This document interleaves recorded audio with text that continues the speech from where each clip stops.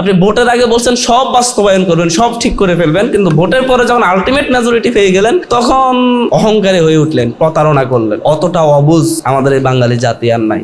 এই ব্যাখ্যাধারী একজন মন্ত্রী খেলা দেখতে গেলেন, সেই ক্রিকেটেডি স্টেডিয়ামে ওনার দিকে ক্যামেরা ঘুরানোর পরে পুরো সব গুপ্ত একসাথে হই হুল্লোড় করে ভুয়া ভুয়া করে স্লোগান দিয়ে উঠলো। মনে হয় তারাও সবাই গুপ্ত ছিল। এটা বাস্তবতা, মাঠের বাস্তবতা। একেবারে সাধারণ প্রত্যেকটা মানুষ ক্ষুব্ধ হচ্ছে, এবং বিএনপি ক্ষুব্ধতার ভার কতদিন বহন করবে এই সরকার। আমরা চাই এই সরকার 5 বছর শেষ করে সুন্দর একটা নির্বাচনের মধ্য দিয়ে তাদের জনপ্রিয়তা যাচাই করুক, কিন্তু যেভাবে সরকার যে পথে যাচ্ছে আমাদের মনে হচ্ছে সরকার নিজেই বেশি দিন থাকতে চাচ্ছে না। বিএনপি নেতাদের মুখে পুলিশি রাষ্ট্র, পুলিশি রাষ্ট্র, পুলিশি রাষ্ট্র এই শব্দটা শুনতে শুনতে শুনতে শুনতে 2024 পর্যন্ত পার করেছে। এমনকি 2025-26-এও আমি নির্বাচনের আগ পর্যন্ত পুলিশি রাষ্ট্র শব্দটা শুনেছি বিএনপি নেতাদের মুখ থেকে, একেবারে সেটা বিএনপি শীর্ষ পর্যায়ের নেতাদের মুখ থেকে।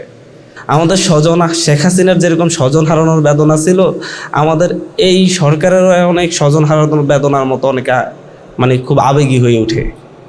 মনে হয় যেন ওনারা গুমের শিকার হয়েছেন বলে আমরা এখন গুম কমিশন গঠন নিয়ে আমরা কথা বলতে পারবো না, সব কথা ওনারাই বলবেন। কারণ ওনারা গুমের শিকার হয়েছেন, সো ওনারা যেটা বলবেন সেটাই ঠিক।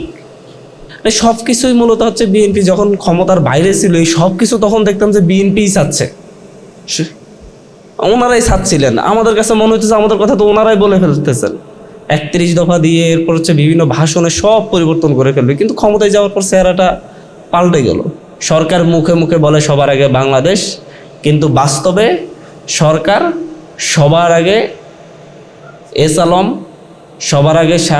সবার আগে মানব পাচারকারী, অর্থ পাচারকারীদেরই জায়গা করে দিচ্ছে। দীর্ঘদিন ধরে আমরা যারা হচ্ছে একেবারে তৃণমূল থেকে, একেবারে মাটি থেকে উঠে এসেছি, যারা একেবারে মানুষের সংস্পর্শে থেকে উঠে এসেছি, সেই মানুষগুলা বলতে আমি বুঝাচ্ছি যে হচ্ছে শুধুমাত্র 10 তলা ভবন কিংবা 15 তলা ভবনে থাকা লোকজনকে না, একেবারে গ্রামের খেটে খাওয়া মানুষের সংস্পর্শ থেকে উঠে আসা। আমাদের কাছে উপলব্ধি, আমাকে যেদিন সংসদ শেষ হলো, একজন সাংবাদিক জিজ্ঞাসা করতেছিলেন যে হচ্ছে প্রথম অধিবেশন শেষ হলো, সর্বকনিষ্ঠ এমপি হিসেবে আপনার উপলব্ধি কি মনে হচ্ছে, কেমন এনজয় করেছেন? তা আমি ওনাকে 2টা শব্দ বলেছিলাম। আমার কাছে মনে হয়েছে যে এটা প্রতারণা এবং প্রবঞ্চনার সংসদ। একবারে সংসদের শেষ দিন, প্রথম অধিবেশনের শেষ দিন যখন বের হয়ে আসি, আমি অঙ্ক মিলাতে গিয়ে আমি চিন্তা করি যে আসলে কি পেলাম, কি চিন্তা করে এই সংসদে আসলাম। আমি আপনাদেরকে, আমার সামনে উপস্থিত দর্শকদেরকেও যদি জিজ্ঞাসা করি যে কি পেলাম আসলে আমরা এই জুলাই গণঅভ্যুত্থানের পরে, এত রক্তের বিনিময়ে এরকম বড় বড় কথা বলে সংস্কারের বিভিন্ন দফা দিয়ে 31 দফা, তারপরে এখন 84 দফাতে এসে ঐক্যমত পোষণ করার পরেও, এমন একটি গণভোটের পরেও প্রথম সংসদ অধিবেশনের প্রথম অধিবেশনে আমরা কি পেলাম? আমরা পেলাম হচ্ছে একটা বিশেষ মুহূর্তে সরকারকে যখন হচ্ছে রাষ্ট্র পরিচালনার স্বার্থে কিছু অধ্যাদেশ জারি করতে হয়েছিল নিজেকে একটু শক্তিশালী করার জন্যে, রাষ্ট্র পরিচালনার স্বার্থে, কিন্তু নির্বাচিত সরকার এসে সেই অধ্যাদেশগুলোকেই, যেগুলা তাদের ক্ষমতাকে আরও শক্তিশালী করবে, সরকারি দলকে আরও বেশি এম্পাওয়ার্ড করবে, সেই অধ্যাদেশগুলোকে বিলে রূপান্তর করলো, বিল এনে আইনে রূপান্তর করলো। তোর মধ্যে একটা আইন ছিল হচ্ছে স্থানীয় সরকার ব্যবস্থা সংশোধন আইন বা বিল 2026।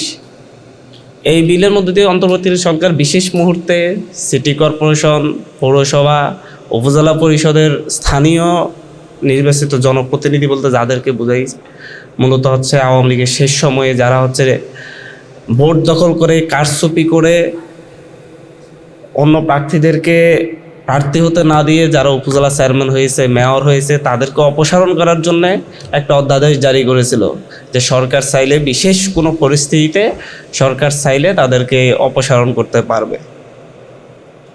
এখন বর্তমান নির্বাচিত সরকার তো মনে হলো যে হচ্ছে একটা মধু পেয়ে গেল, আমি চাইলেই যে কাউকে অপসারণ একটা সুযোগ আছে, সো আমি এটাকে আইনে রূপান্তর করি, বা এটাকে আইনে রূপান্তর করে নিলেন।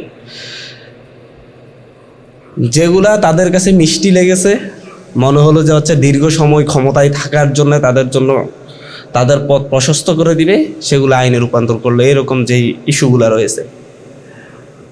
এর মধ্য দিয়ে মূলত হচ্ছে স্থানীয় সরকার ব্যবস্থা যদি বিরোধী মতের কেউ থাকে, সরকার কোনো ব্যাখ্যা বিশ্লেষণ ছাড়াই, কোনো তদন্ত ছাড়াই নির্বাচিত যে কোনো প্রতিনিধিকে চাইলে অপসারণ করতে পারবে। মনে করেন বিরোধী দল থেকে কেউ মেয়র হলো, কেউ উপজেলা চেয়ারম্যান হলো, সরকার মনে করলো তার দলের জন্য ক্ষতিকর, সরকারি দল যদি মনে করে তার রাজনীতির জন্য ক্ষতি হচ্ছে, এখানে সে একজন নিজস্ব ব্যক্তিকে বসাবে, মানে একজন প্রশাসক বসাবে, তখন সে চাইলে নির্বাচিত প্রতিনিধিকে সরিয়ে দিয়ে নিজের পছন্দের ব্যক্তিকে বসাতে পারবে, এরকম একটা আইনে রূপান্তর করে দিল। কিন্তু সরকার যেই সংস্কারগুলা, যে অধ্যাদেশগুলো অন্তর্বর্তীকালীন সরকারের আমলে যে অধ্যাদেশগুলো দেওয়া হয়েছে, সেই অধ্যাদেশগুলো যেগুলা সরকারকে জবাবদিহিতার আওতায় আনতো, সেই অধ্যাদেশগুলোকে সরকার বাতিল করে দিয়েছে, ল্যাপস করে দিয়েছে। বলে রাখি, এই যে ল্যাপস করা, সেটাও কিন্তু প্রথম সংসদে গিয়ে জেনেছি। তা আমি একেবারে এই কথাটাই বলতেছি, মাটির মানুষ, মাটি থেকে উঠে এসে আমাদের যে উপলব্ধি, আমরা পুলিশি রাষ্ট্র, আমি সেই যখন আমার বয়স 10-11 বছর 12 বছর, তখন থেকে বিএনপি নেতাদের মুখে পুলিশি রাষ্ট্র, পুলিশি রাষ্ট্র, পুলিশি রাষ্ট্র এই শব্দটা শুনতে 2024 পর্যন্ত পার করেছি। এমনকি 2025-26-26 আমি নির্বাচনের আগ পর্যন্ত পুলিশি রাষ্ট্র শব্দটা শুনেছি বিএনপি নেতাদের মুখ থেকে, একেবারে সেটা বিএনপি শীর্ষ পর্যায়ের নেতাদের মুখ থেকে। কিন্তু সেই পুলিশকে জবাবদিহিতার আওতায় আনার জন্যে যারা বিভিন্ন ধরনের দুর্নীতিতে জড়িত, বিভিন্নভাবে সরকারি দলের লাঠিয়াল হিসেবে ব্যবহৃত হচ্ছে, যাদের সাথে জনগণের একটা বৈরিতা তৈরি হয়ে গিয়েছে, যারা জনগণের সেবক, জনগণকে সাপোর্ট দেওয়ার কথা, জনগণকে নিরাপত্তা দেওয়ার কথা, সেই জায়গায় সাধারণ জনগণের সাথে বৈরিতা তৈরি হয়েছে, তাদেরকে জনগণের সেবক হিসেবে নতুন করে জনগণের সেবা দেওয়ার জন্য উৎসাহ দিবে, এইরকম কিছু আইন করার জন্যে, এবং হচ্ছে তাদেরকে জবাবদিহিতায় আনার জন্যে পুলিশ কমিশন করা হয়েছিল। সেই পুলিশ কমিশন নিয়েই কিন্তু হচ্ছে আমাদের এই সংস্কার কমিটি যারা ছিল, যারা হচ্ছে ঐক্যমত কমিশন অংশগ্রহণ করেছিল, তাদের কিছু কিছু জায়গায় দ্বিমত ছিল যে পুলিশ কমিশন কিভাবে গঠিত হবে, মেম্বাররা কিভাবে সিলেক্টেড হবে। সেই জায়গায়ও তখন মূলত বিএনপি যেভাবে মোটামুটি প্রপোজাল দিয়েছিল, সেই রকমভাবেই মোটামুটি পুলিশ কমিশনটার ব্যাপারে সুপারিশ করা হয়েছিল, এবং সেভাবেই পুলিশ কমিশন গঠন করা হয়েছিল। আমরা সেখানে বিরোধিতা করছিলাম, বলছিলাম যে পুলিশ কমিশন এইভাবে না হয়ে এভাবে হলে আরও শক্তিশালী হতো। কিন্তু সেটাও আমাদের বর্তমান সরকারি দলের কাছে আলটিমেট মেজরিটি পাওয়ার পরে আর পছন্দ হচ্ছে না, তার আগ পর্যন্ত পছন্দ ছিল, এবং সেই পুলিশ কমিশন বাতিল করে দিল। পুলিশ কমিশন যদি হতো, আমরা পুলিশের বদলিগুলার একটা নিয়মের ভিতর আনা যেত, রাজনৈতিক বিবেচনায় সহজে বদলি হতে পারতো না, এবং পুলিশের প্রধান আইজিপি নিয়োগের ক্ষেত্রেও পুলিশ কমিশন ভূমিকা রাখতো। সরাসরি সরকার নিজের পছন্দের ব্যক্তিকে, কাউকে, এই যে আমরা ঢাকা জেলার এসপি করা হলো, দেখলাম যে এক মন্ত্রীর ওয়াইফকে, কিন্তু মিডিয়াতে বড় বড় নিউজ যে হচ্ছে প্রথম নারী এসপি হলেন, নোয়াখালী জেলার প্রথম নারী এসপি হলেন, কিন্তু আসলে যে উনি যে কার ওয়াইফ, একজন মন্ত্রীর ওয়াইফ, উনি সরাসরি ওনাকে ঢাকা জেলা এসপি হলেন। এগুলো যোগ্যতার বিবেচনায় পুলিশ কমিশন করতে পারত, এবং পুলিশের বিরুদ্ধে কোনো অভিযোগ যদি জনগণ দিতে চাইতো, সরাসরি পুলিশ কমিশনে দিতে পারত, এবং তারা সরাসরি স্বাধীনভাবে তদন্ত করে একটা রিপোর্ট পেশ করতে পারত। কিন্তু সেই অপশনটা আমাদেরকে বন্ধ করে দিল। আমরা জবাবদিহিতায় আনবো কীভাবে? আমাদের এখানে গুম অধ্যাদেশ করে গুম কমিশন গঠন করা হয়েছিল, এবং গুম কমিশন দুর্নীতি দমন কমিশনের মতো একটা কমিশন, যে কমিশনের মাধ্যমে মূলত স্বাধীনভাবে যে কোনো গুমের অভিযোগের তদন্ত করতে পারত, এবং তারা সেই তদন্ত অনুযায়ী একটা মামলা করতে পারত। কিন্তু সেই গুম কমিশন অধ্যাদেশ বাতিল করে দিয়েছে। এখন যখন আমরা গুম অধ্যাদেশ নিয়ে কথা বলি, আমি সংসদেও বলেছিলাম, আমাদের শেখ হাসিনার যেরকম স্বজন হারানোর বেদনা ছিল, আমাদের এই সরকারেরও অনেক স্বজন হারানোর বেদনার মতো অনেক মানে খুব আবেগী হয়ে ওঠে। মনে হয় যেন ওনারা গুমের শিকার হয়েছেন বলে আমরা এখন গুম কমিশন গঠন নিয়ে আমরা কথা বলতে পারবো না, সব কথা ওনারাই বলবেন, কারণ ওনারা গুমের শিকার হয়েছেন, সো ওনারা যেটা বলবেন সেটাই ঠিক। এবং গুম কমিশনের যে আইন, সেই আইনের মাধ্যমে যে কোনো গুমের তদন্ত হতো, কিন্তু সরকারের কিছু গুম কমিশনকে একটা প্রথমে হচ্ছে এটাকে সংশোধন করবে বলছে, বিলে সংশোধিত বিল আনবে। সেখানে তারা প্রপোজাল দিচ্ছে হচ্ছে গুম কমিশনকে একটা মন্ত্রণালয়ের অধীনে আনবে, সরাসরি এটাকে স্বাধীনতা দিবে না এবং মন্ত্রণালয়ের অধীনে তারা কাজ করতে হবে। কিন্তু পরবর্তীতে সেটাও বাতিল করে দিল এবং গভর্নমেন্ট এখানে যেই মানে চুরিটা করলো আমাদের সাথে, তারা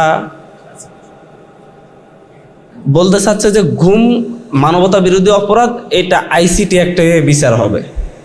অথচ আইসিটি অ্যাক্ট মানে ইন্টারন্যাশনাল ক্রাইম ট্রাইব্যুনালে যদি বিচার হতো তাহলে এটা হচ্ছে একেবারে একটা গোষ্ঠীর, একটা জাতি গোষ্ঠীর বিপরীতে ব্যাপক হারে গুম হইতে হবে। এখন আজকে আপনি গুম হলেন বা আমি গুম হলাম, অন্য কেউ গুম হলো, সেই ক্ষেত্রে কিন্তু এখন কারো কাছে বিচারের জন্য যাওয়ার কোনো সুযোগই নেই।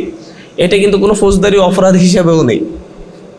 আপনার কেউ আপনার উপর হামলা করলো, মারলো, কাটলো, এটার জন্য আপনি বিচার চাইতে পারবেন। গুম কমিশন অধ্যাদেশ বাতিলের মধ্য দিয়ে, এটাকে আইনের রূপান্তর না করার মধ্য দিয়ে আপনি যদি 2-4 বছর 5 বছর যদি একজন সিঙ্গেল করে যদি হচ্ছে গুম হয়ে থাকেন, এটা কোনো বিচার পাবেন না। এভাবে সরকার মূলত হচ্ছে একেবারে, আমি সময় বেঁধে দেওয়া হয়েছে, এরকম আরও কিছু কথা বলার ছিল ধরে ধরে, গুম কমিশনের মতো, পুলিশ কমিশনের মতো, আমাদের সুপ্রিম কোর্ট সচিবালয়, এই সব কিছুই মূলত হচ্ছে বিএনপি যখন ক্ষমতার বাইরে ছিল, এই সব কিছু তখন দেখতাম যে বিএনপিই চাচ্ছে, ওনারাই চাচ্ছিলেন। আমাদের কাছে মনে হচ্ছে আমাদের কথা তো ওনারাই বলে ফেলতেছেন। 31 দফা দিয়ে এরপর হচ্ছে বিভিন্ন ভাষণে সব পরিবর্তন করে ফেলবে, কিন্তু ক্ষমতায় যাওয়ার পর চেহারাটা পাল্টে গেল। এবং সবচাইতে বেশি যে কথাটা, যে জনগণ আমাদেরকে সাপোর্ট দিয়েছে, 2/3 আসন পেয়েছি, আমরাই সংবিধান সংশোধনের অধিকার রাখি। যদিও আমরা সংবিধান সংশোধন চাই না, আমরা গণভোটের হিসেবে সংবিধানের রিফরমেশন চাই। আমরা বিএনপির সাথে জাতীয় নাগরিক পার্টি, এনসিপি সহ বাকি রাজনৈতিক দলের ঐক্যমত কমিশনের সমঝোতায় রিফরমেশনের কথা এসেছে। এর আগে আমরা নতুন সংবিধান চেয়েছিলাম। বিএনপি রিফরমেশনের থেকে সরে গেলে জাতীয় নাগরিক পার্টি, এনসিপি সহ আমরা যারা তরুণ প্রজন্ম আছি, জুলাই গণঅভ্যুত্থানে নেতৃত্ব দিয়েছি এবং আমাদের সাথে যারা ছিল তাদেরকে নিয়ে আমরা আবার তাহলে নতুন সংবিধান চাইব।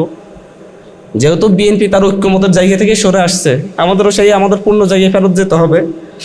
তো বিএনপি যখন এই কথাটা বলে যে হচ্ছে জনগণ আমাদেরকে সাপোর্ট দিয়েছে, এত পার্সেন্ট 51% আমরা সাপোর্ট পেয়েছি, সুতরাং আমরা যেভাবে চাইবো সেভাবে হবে এবং আমরাই এই অধিকারটা রাখি।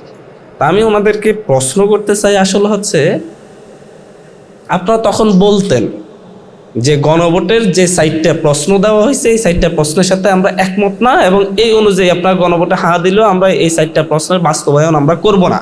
তাহলে দেখা যেত যে কত পার্সেন্ট ভোট পান। তাহলে 220টা আসন কেন 100টা আসন পাইতেন কিনা সেটা দেখা যেত। সেটা তো তখন বলেন নাই।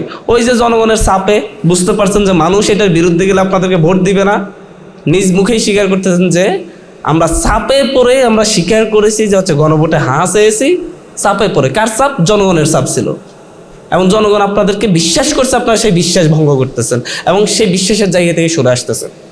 এই প্রতারণা আসলে হচ্ছে এই জাতি, এই দেশের মানুষ কিছুদিন সহ্য করবে হয়তো, কিন্তু দীর্ঘদিন সহ্য করবে না। মানুষ আপনাদেরকে বিশ্বাস করছে, আপনারা বলছেন আপনারা সকল সংস্কার করবেন, গণভোটের সব কিছু, গণভোটের বাস্তবায়ন করবেন, গণভোটের প্রস্তুত বলতেন যে হচ্ছে ওই যে বলে এখন আমরা 4.5টা প্রশ্নের 3.5টা প্রশ্নের সাথে একমত, হাফ প্রশ্নের সাথে একমত না। সেই কথাটাও ভোটের আগে বলতেন, আমরা হাফ প্রশ্নের সাথে একমত না, আপনারা গণভোটে হা দিলে আমরা এই হাফ প্রশ্ন বাস্তবায়ন করবো না, হাফ বাস্তবায়ন করবো না, 3.5টা প্রশ্ন বাস্তবায়ন করবো, সেটা উত্তর বাস্তবায়ন করবো। তাহলে দেখা যেত মানুষ আপনাদের কত পার্সেন্ট ভোট দেয়। আপনি ভোটের আগে বলছেন সব বাস্তবায়ন করবেন, সব ঠিক করে ফেলবেন, কিন্তু ভোটের পরে যখন আলটিমেট মেজরিটি পেয়ে গেলেন তখন সেই অহংকারী হয়ে উঠলেন, প্রতারণা করলেন। অতটা অবুঝ আমাদের এই বাঙালি জাতি আর নাই। রিক্সায় উঠলো, রিক্সাওয়ালা বলে বিএনপি প্রতারণা করলো। সিএনজিওয়ালাও বলে বিএনপি এটা করতেছে। এবং লেটেস্ট গতকালকে দেখলাম যে হচ্ছে এই ব্যাখ্যাধারী একজন মন্ত্রী খেলা দেখতে গেলেন, সেই ক্রিকেটের স্টেডিয়াম ওনার দিকে ক্যামেরা ঘুরানোর পরে পুরো সব গুপ্ত একসাথে হই হুল্লোড় করে ভুয়া ভুয়া করে স্লোগান দিয়ে উঠলো, মনে হয় তারাও সবাই গুপ্ত ছিল। এটা বাস্তবতা, মাঠের বাস্তবতা। একেবারে সাধারণ প্রত্যেকটা মানুষ ক্ষুব্ধ হচ্ছে, এবং বিএনপি ক্ষুব্ধতার ভার কতদিন বহন করবে এই সরকার? আমরা চাই এই সরকার 5 বছর শেষ করে সুন্দর একটা নির্বাচনের মধ্য দিয়ে তাদের জনপ্রিয়তা যাচাই করুক। কিন্তু যেভাবে সরকার যে পথে যাচ্ছে, আমাদের মনে হচ্ছে সরকার নিজেই বেশি দিন থাকতে চাচ্ছে না। যেভাবে মানুষদেরকে ক্ষুব্ধ করে তুলছে, যেভাবে জ্বালানি সংকট নিয়ে মিথ্যাচার করছে। আপনার এই যে উবার চালক, যারা জীবিকা নির্বাহ করে উবার চালিয়ে, তারা তেল পায়নি গত 2 মাস ধরে, তাদের সংসার কিভাবে চলতেছে? এই সংসার কি হচ্ছে সরকারের সেই ফ্যামিলি কার্ড দিয়ে চলতেছে, কৃষি কার্ড দিয়ে চলতেছে? এই টাকাগুলো আপনি যখন একজন মানে মহিলাদের কর্মক্ষেত্র তৈরি না করে নারীদের, আপনি তাদেরকে বসিয়ে বসিয়ে টাকা দেওয়ার ব্যবস্থা করতেছেন, এই টাকাটা কোত্থেকে আসবে? এইভাবে তো ইনফ্লেশন তৈরি হবে, মুদ্রাস্ফীতি তৈরি হবে, এবং পুরো জাতি এটা ভোগ করবে। এই ধরনের অবাস্তব কাল্পনিক কিছু ডিসিশন নিয়ে মূলত দেশের অর্থনীতি, দেশের মানুষের চিন্তা, দেশের মানুষের যে আকাঙ্ক্ষা, সবগুলোকে সরকার গলা টিপে ধরছে। অনেক কথাই ছিল, আর কথা বলবো না, শুধু সর্বশেষ বলবো, সরকার মুখে মুখে বলে সবার আগে বাংলাদেশ, কিন্তু বাস্তবে সরকার সবার আগে এস আলম, সবার আগে মানব পাচারকারী, অর্থ পাচারকারীদেরই জায়গা করে দিচ্ছে। এর মধ্য দিয়ে বাংলাদেশকে আবার পিছন থেকে টেনে ধরা হচ্ছে, যাতে করে এই বাংলাদেশ আবার দাঁড়াতে না পারে। ধন্যবাদ সকলকে। আসসালামু আলাইকুম রহমতুল্লাহ।